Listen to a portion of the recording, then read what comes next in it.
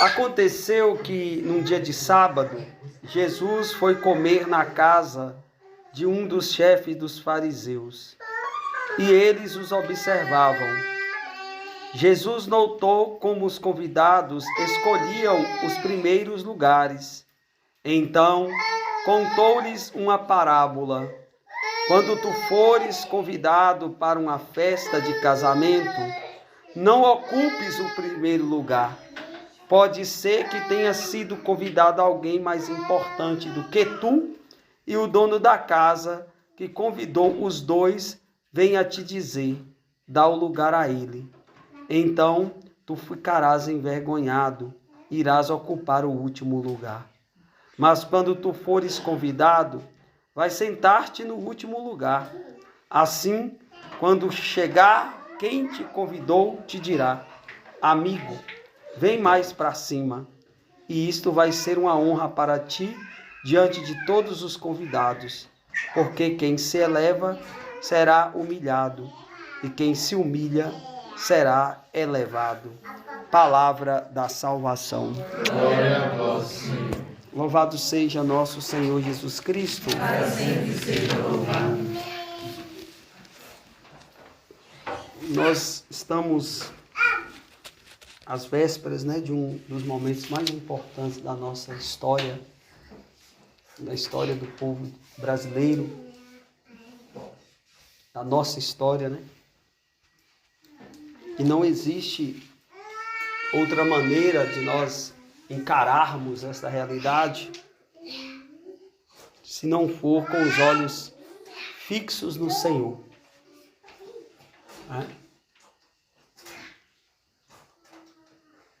A vontade de Deus, ela sempre será soberana sobre qualquer circunstância. Porém, Deus sempre vai respeitar a liberdade do ser humano nas escolhas que eles fazem. E nós deveremos, de fato, nos preparar, espiritualmente, psicologicamente, para que a gente não seja pego de surpresa.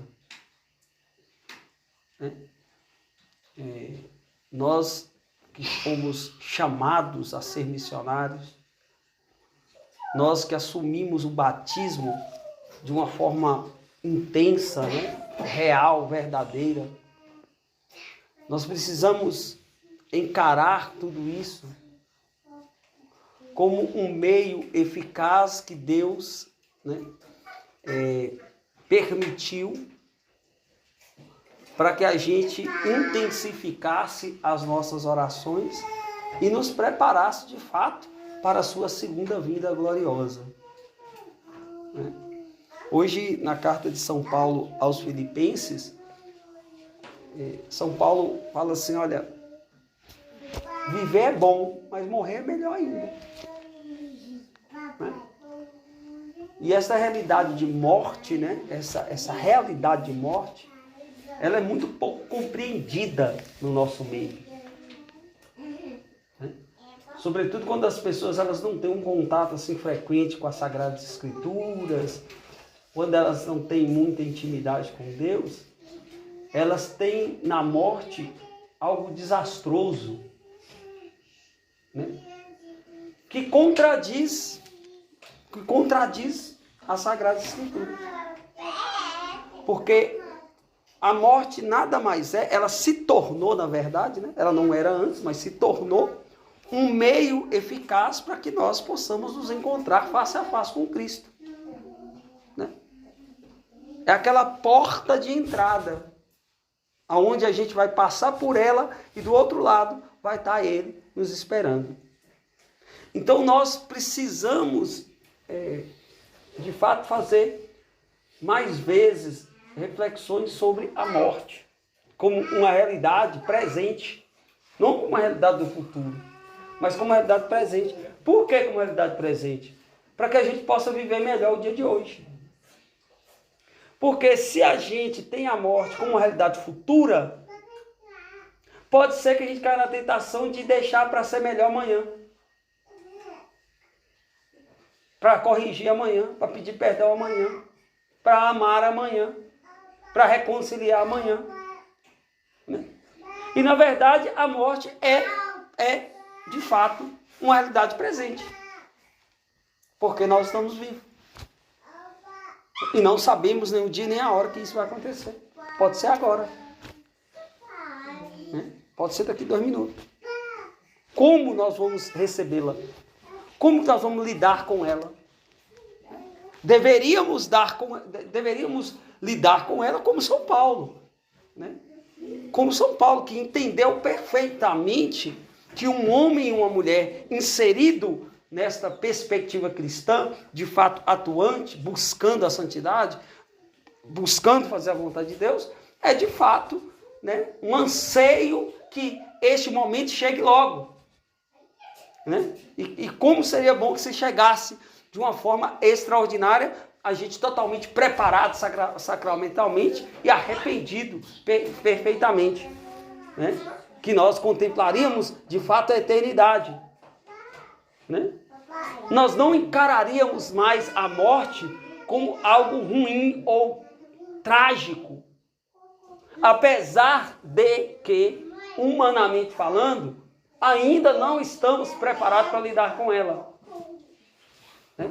Mas nós somos convidados a todos os momentos, inclusive hoje, por meio dessa palavra, de São Paulo aos Filipenses, a fazer uma reflexão sobre qual é o lugar real que a morte ocupa na minha vida.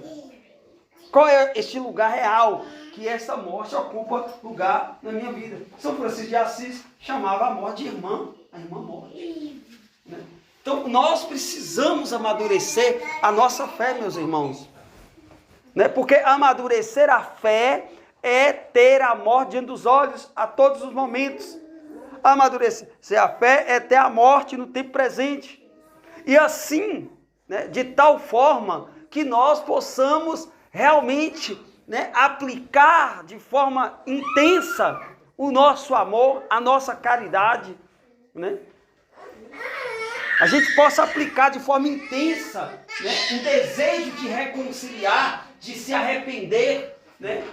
Eu acho muito bonito, às vezes, as pessoas agora na política, com essa perspectiva aí de mudança ou não mudança, de socialismo, comunismo e tal, usa muito aquela palavra, né? Lá, se vocês se arrependerem, clamarem o meu nome, né? Eu sararei esta terra, né? Mas eu não vejo, e a gente não vê, nós não vimos uma oração de arrependimento.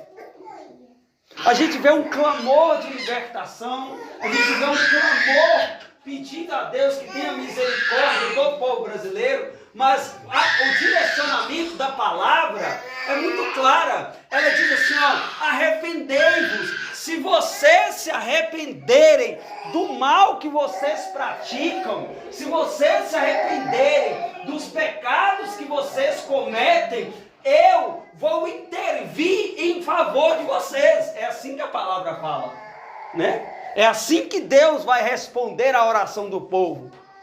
Deus não costuma responder, apesar de ouvir, a oração de um povo que não tem um coração contrito.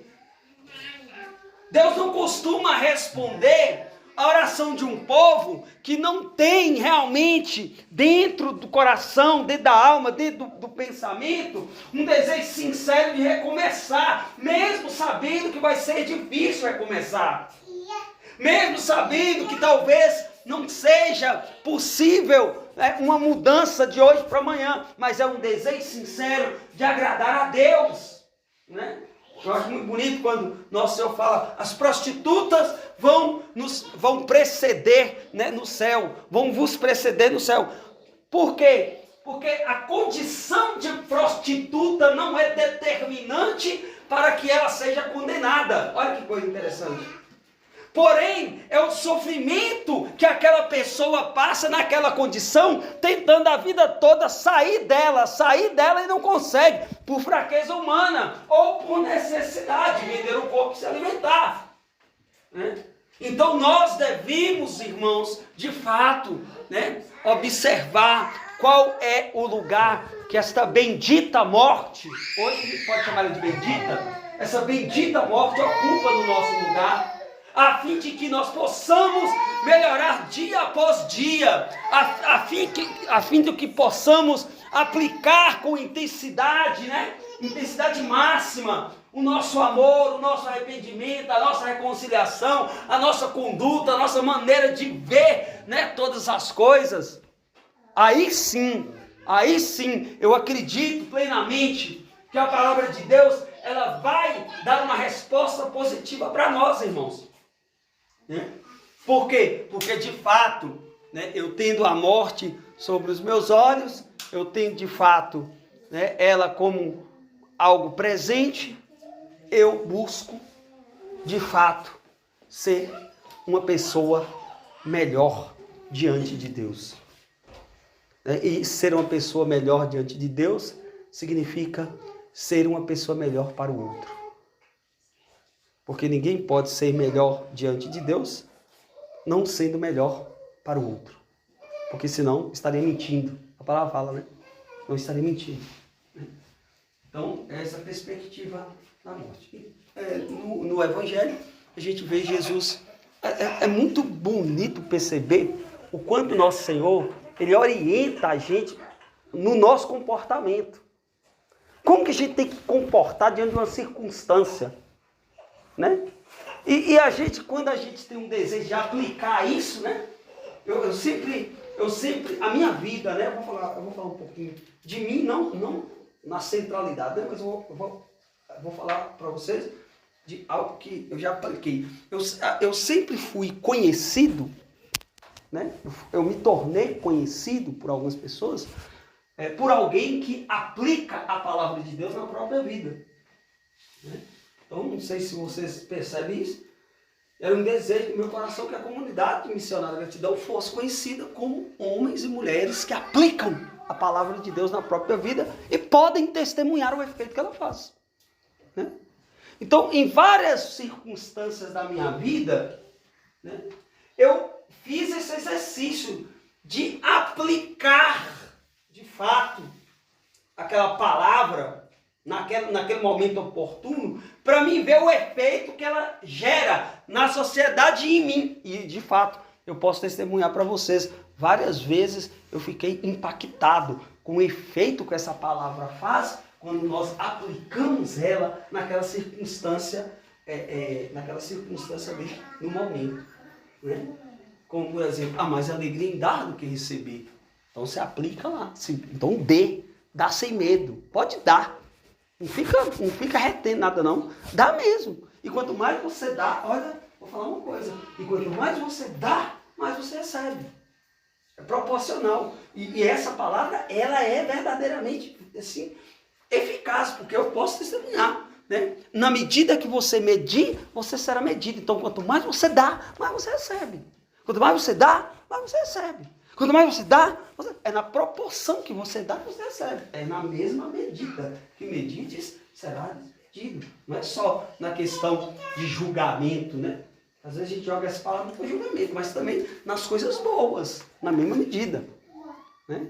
Então a gente precisa começar realmente a ouvir a voz do Senhor como uma verdadeira orientação, né? Como um verdadeiro itinerário de como nos comportar diante da circunstância. Porque nós temos a oportunidade de sermos convidados para uma festa, nós somos convidados para a ordenação presbiteral dos meninos agora, nós somos convidados para uma festa de aniversário, nós somos convidados para algo na igreja, e aí nós temos a oportunidade de saber de fato o que nosso Senhor está dizendo quando Ele dá essa orientação, quando você chega num lugar convidado, fica lá no cantinho, lá na porta, fica lá, né?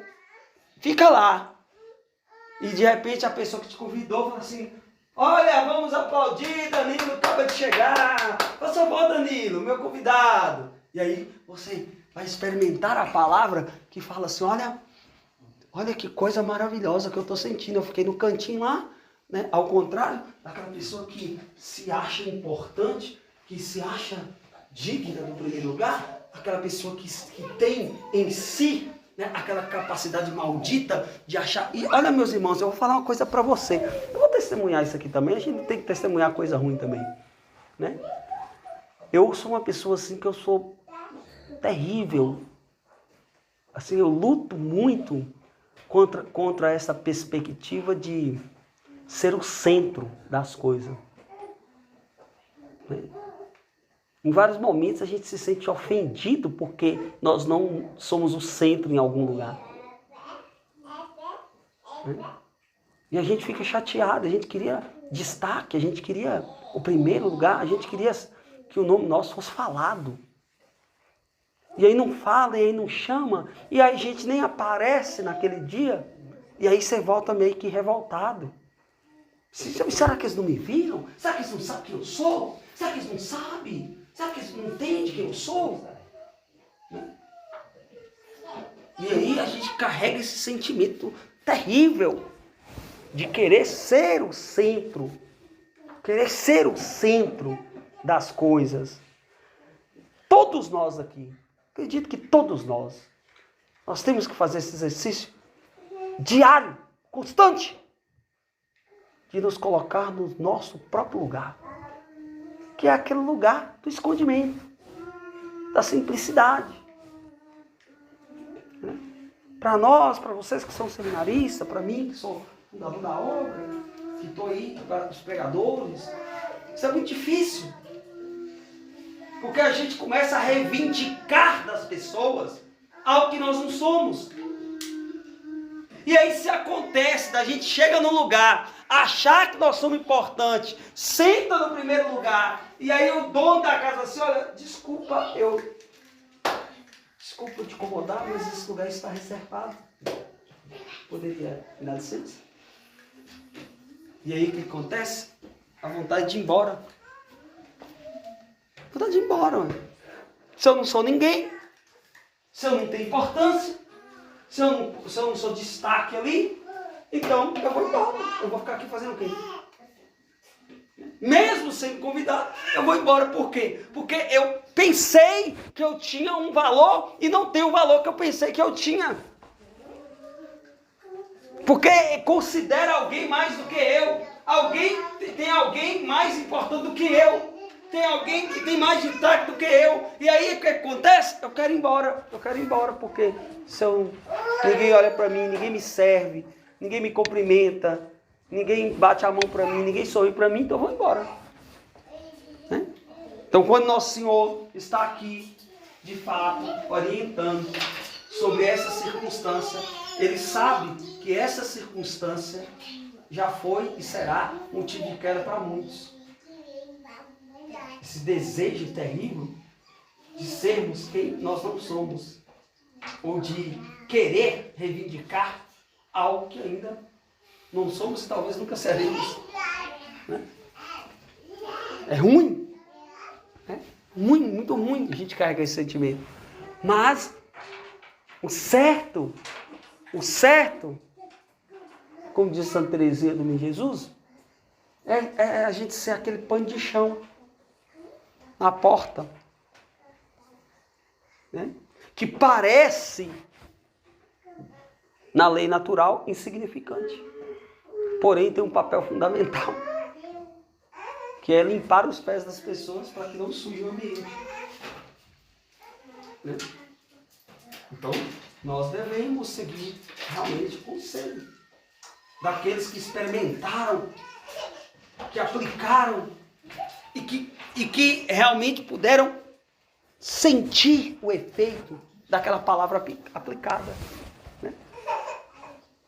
Então, que nós possamos realmente pedir a Deus essa graça de desejar, né, aplicar esta palavra na nossa própria vida. Não ficar reivindicando essa palavra para a vida dos outros, né? Mas na nossa própria vida. Já finalizando, queria pedir para vocês, né, quem puder, se você tiver disposição, durante a madrugada, levantar para orar aqui no Brasil. Amanhã a gente vai fazer um pequeno sacrifício. Vir para a capela mais cedo. Vamos levantar mais cedo, né? Como um sacrifício, como a parte que nos cabe, a pequena parte que nos cabe, de levantar um clamor para que o mal, para que Satanás não reine no Brasil. Nós também não podemos ficar de braços cruzados. Porque os satanistas, os umbandistas, todas aquelas religiões que invocam os poderes malignos, eles estão ativos e muitos deles ativos. E nós não podemos nos acomodar. Né? Então, nós vamos vir mais cedo para a capela. Né? Vamos tentar chegar aqui, né? Às 5 horas.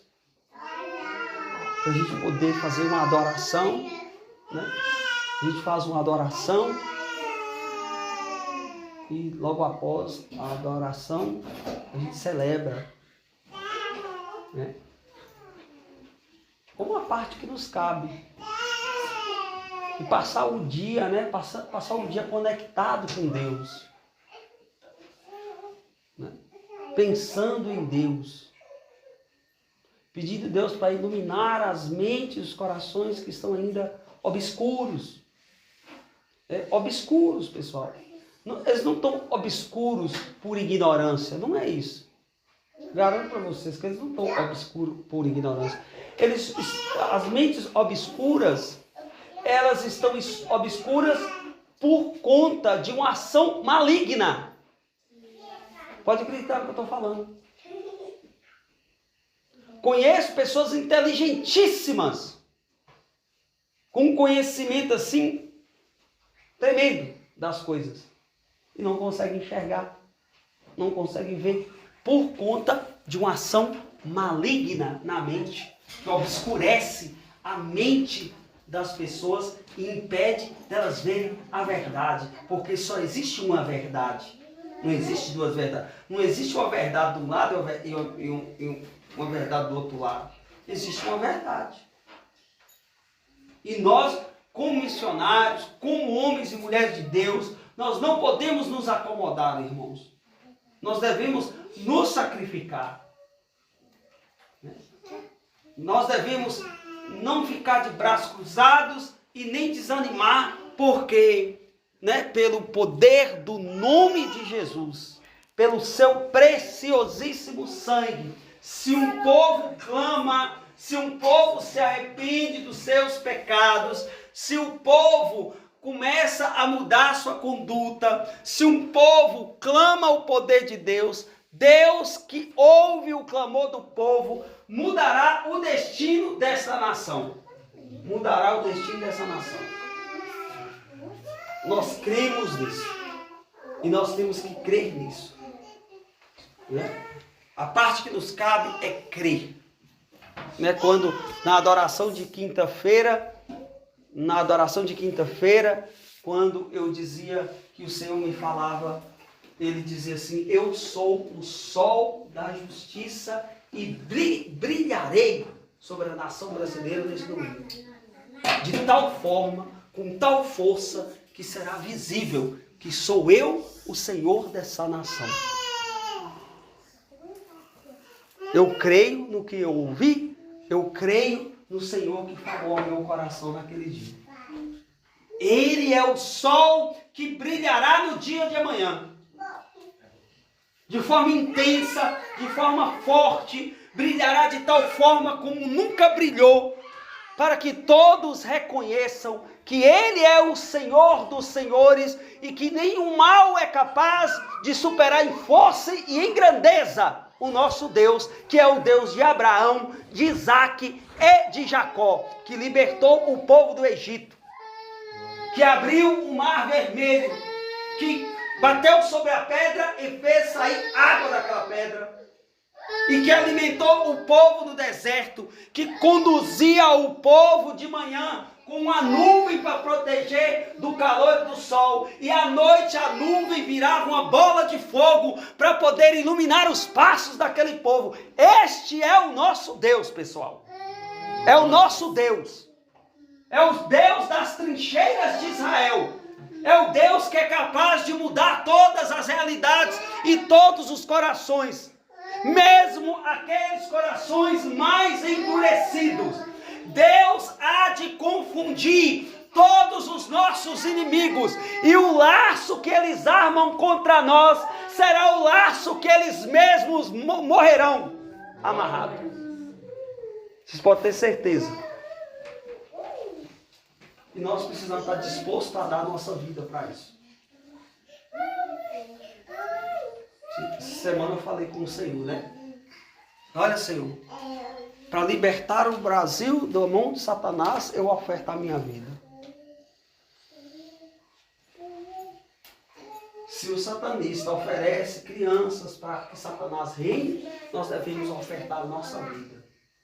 Cada um de nós aqui. Ter coragem de dar a própria vida. Ter coragem de dar a própria vida.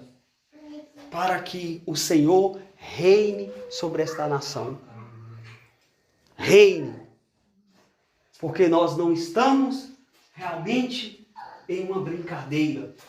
Nós estamos diante, talvez, de uma das maiores batalhas espirituais que o Brasil já teve. E nós não podemos, de fato, nos acomodar.